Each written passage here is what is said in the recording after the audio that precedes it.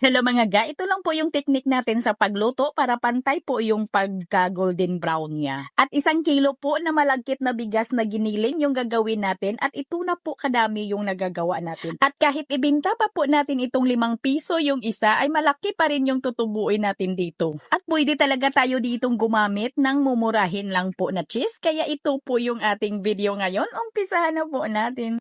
So dito kailangan natin ng 250 grams ng kamote. Balatan lang po natin at hugasan ng maigi at ito ay atin pong stem. Palambutin po natin ito. At nang malambot na po yung ating kamuti ay i-mash lang po natin. Durugin lang po natin ito ng pino. At dito meron po ako 1 kilo na malagkit na bigas at pinagiling ko lang. At maglagay lang tayo dito ng 1 cup ng white sugar. Tamang-tama lang pong tamis talaga nito mga ga. At maglagay lang po tayo ng kaunti lang po na iodized salt. At haluin lang po natin. I-mix lang po natin ito. At ilagay na po natin dito yung naluto na napino na po natin na kamuti. At dito mga ga, gagamit po tayo ng 1 3/4 cup na mainit na tubig pero huwag nating ilagay lahat. Bali unti-unti lang po yung paglagay natin ng ating mainit na tubig. At mga ga, huwag lang po yung masyado talagang mainit na pagkakulo ibuhos po natin dito ha. Ay baka mapaso din tayo. Bali iris muna natin yung ating mainit na tubig ng mga 5 to 6 minutes para hindi din masyadong malagkit para hindi po tayo mahirapan sa pag-balls. Kailangan talaga na utay-utay lang po talaga yung paglagay natin ng tubig para hindi naman mabasa yung ating mixture para pumatansya po natin. Huwag lang po talaga nating ibuhos lahat agad yung ating tubig. Mga ga, imasa lang po talaga natin ito hanggang sa mag-will combine po yung ating tubig at yung ating malagkit na bigas hanggang sa maka-form po tayo dito na parang dough. Ayan na mga ga, nag-form na po yung ating malagkit na bigas at ito lang po yung consistency. Hindi masyadong malambot at hindi din masyadong matigas.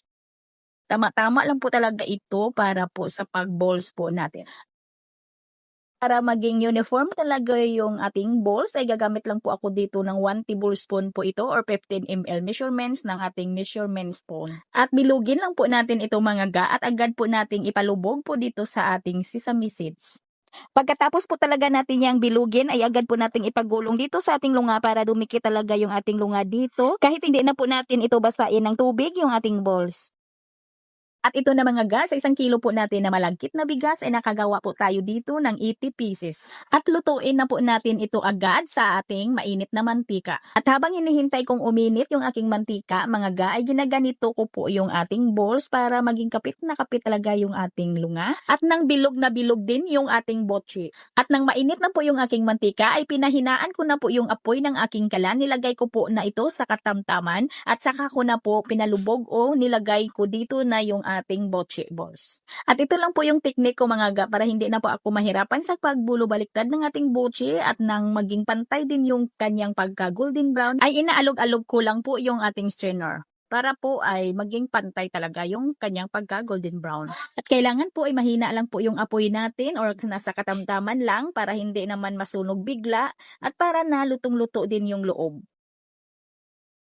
Ang ginawa ko dito mga ga para hindi talaga maging mainit na mainit yung aking mantika ay nilagay ko muna sa mahinang-mahina yung apoy ng aking kalan habang ako ay nag-form pa ng paganito, habang ako ay naglalagay pa dito ng ating mga balls sa ating strainer. At bago ko ilagay yung ating balls ay nilagay ko na sa katamtaman yung ating apoy ng ating kalan bago ko ipalubog yung ating botche. Para maganda talaga ang pagkaluto na hindi masunog agad, nang hindi din masunog yung ating lunga at nang lutong-luto din yung loob. Kailangan po ay alalay lang po talaga tayo sa apoy ng ating kalan.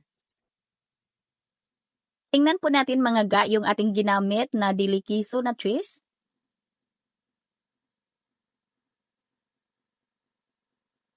At dito yung isang balls po natin ay nilagay ko po dito yung mozzarella cheese po natin. Bali isa lang po ito mga ga ha. Bali try ko lang po na ipakita sa inyo kung mozzarella cheese po yung gagamitin natin. Isa lang po ito ha kasi kakainin ko lang po ito eh. And the rest po, puro yan delikiso. Ito lang po yung isa, yung mozzarella. Ayan, napakagandang tingnan at ang sarap naman.